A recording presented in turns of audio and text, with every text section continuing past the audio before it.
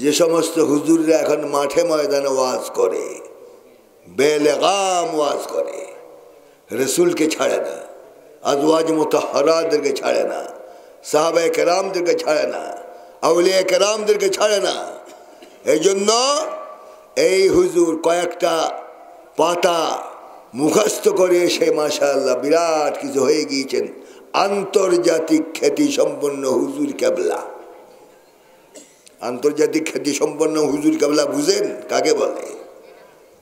আন্তর্জাতিক সূরা ফাতিহা ঠিক মতো পড়তে পারে না, একদম আন্তর্জাতিক খ্যাতি সম্পন্ন হুজুর কেবলা হয়ে গেছে।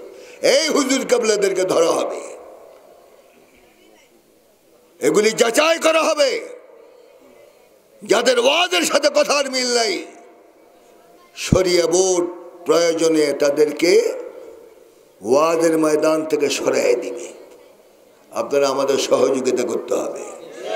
রাধে। আকীদা খারাপ, নবীর দুশমন, আল্লাহর দুশমন, সাহাবায়ে কেরামের দুশমন যারা, এদের ওয়াজ শোনা জায়েজ হবে না। আপনারই দাওয়াত দেন। আর ওনাদের চাহিদা কি? 1 লক্ষ টাকা হাদিয়া না দিলে গাড়ির চাক্কা ঘুরবে না।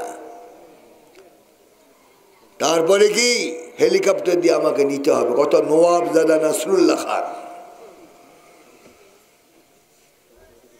তাহলে আজকে আমরা সংঘবদ্ধ হব।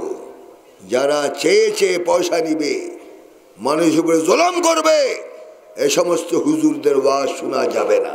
আমার সাথে কি একমত? হাত উঠান দেখি।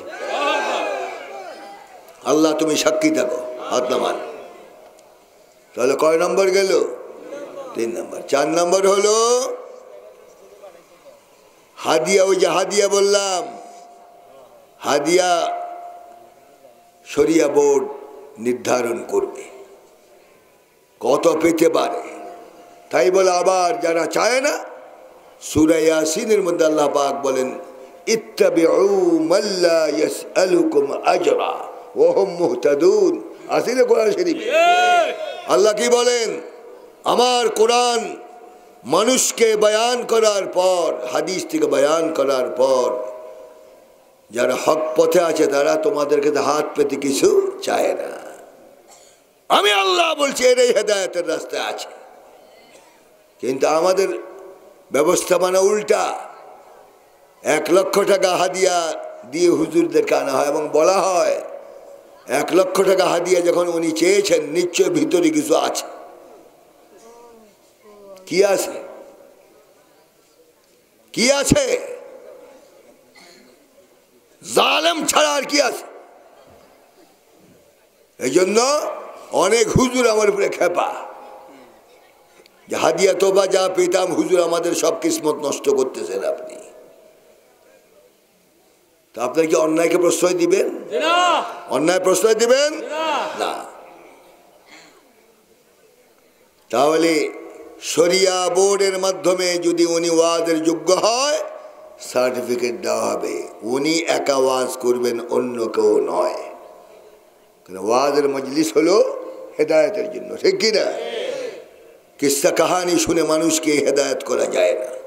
কোরআনের কিস্সা ভিন্ন কথা, কিন্তু এটার মধ্যে গান বাদ্য সব কিছু রং ঢং দিয়ে মানুষকে ওয়াজ নসিহত করে শোনায়। মনে হয় ইসলাম খুব মুখাপেক্ষী ওনাদের জন্য, ওনাদের ড্যান্স দেখার জন্য। নাউযুবিল্লাহি মিন যালিক। আল্লাহ আমাদের হেদায়েত করুক। আমিন। আল্লাহুম্মা আমিন, আল্লাহুম্মা আমিন। আর শেষ কথা হলো যুবকদের জন্য আমরা